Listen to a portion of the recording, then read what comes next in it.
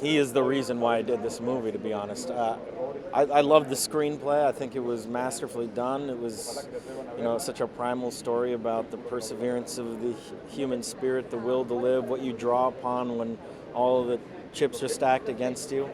But it was about going on this Mecca with him. I saw in his eyes that he wanted to immerse himself in a completely different world, to submerge himself in nature, and almost do something very close to a documentary in its approach. And I recognized that he had a yearning for that. And he's a filmmaker that I've always admired.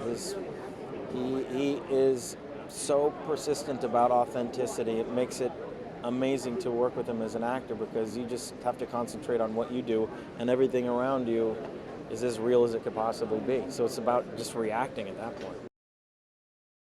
There's a very haunting theme that so fits with Hugh Glass's journey. I mean, here he is trying to draw upon these ghosts of his past to summon the courage and the will to keep moving on. And Sakamoto's score just is indicative of that. I mean, especially those last few moments. It's incredibly haunting, and it's hard to put into words why music affects you or what it does to you on an emotional level, but it certainly works and fits in this movie. And I remember being in on the ADR session, just listening to them talk about it, and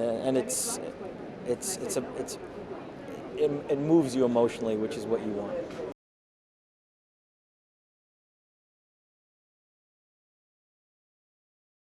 The director Alejandro wanted to have lots of layers of the sounds of acoustics and electronics. So, I had to combine both, like a heavily processed electric sounds with, the nice recorded orchestral sounds. So that was a bit hard. The strength of cinematography is amazing. It's actually, that's the most, the resource of inspiration for me. And also the performances of those actors and actresses are incredible. That's also inspiring. So overall, the direction by the director is, I don't know what to say. It's incredible. There are just a few dialogues going on for 2 hours and a half minutes of film. So, the images and the music and sounds, they are telling the story instead of dialogues. So that's why there's a gigantic amount of music there. There's one moment,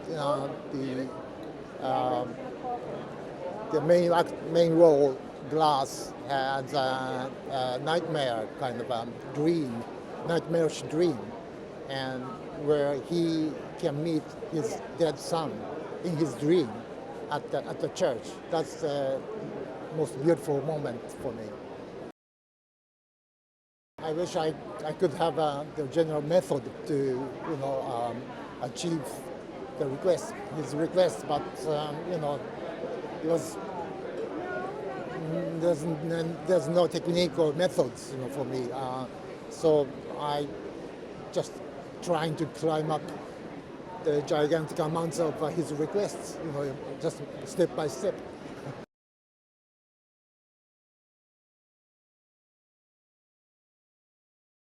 The name is said is somebody who returned from death, and I think this film is about revival. It's about the fact that sometimes in our life we die and born many times. We have to reinvent ourselves and being healed and fail and die and born again, and kind of the cycle of the plants in different weathers, but we keep our same roots. So this is kind of a metaphor about the guy that has to be, in a way, healing himself and coming back again and again.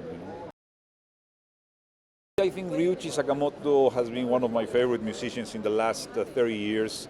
I have 2 songs with him that he allowed me to use in Babel. Then we become friends, and then I invite him, and I think he was the perfect choice because, you know, he has these minimalistic, elegant, very moving notes in a classical way. And then he has worked with Alba Noto, which is Karsten Nicolai, this German electronic composer. They have 6 albums together. We bring him to. And then this American new composer, Bright Dresner, from the Nationals, that he has used rock band, but he has a career as a musical composer. So the 3 of them made an incredible guacamole of music that is fascinating. You know, obviously conducted by Ryuichi, which is the master of that, the silences. So it's very moving, his music. You know?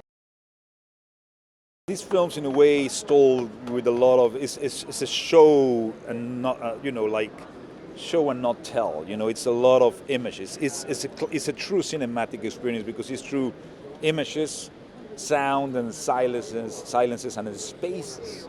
So those spaces really tells a lot. Like a great conversation is defined by the silences, not by what you said. In the silences when you have the accents and what every word means, you know.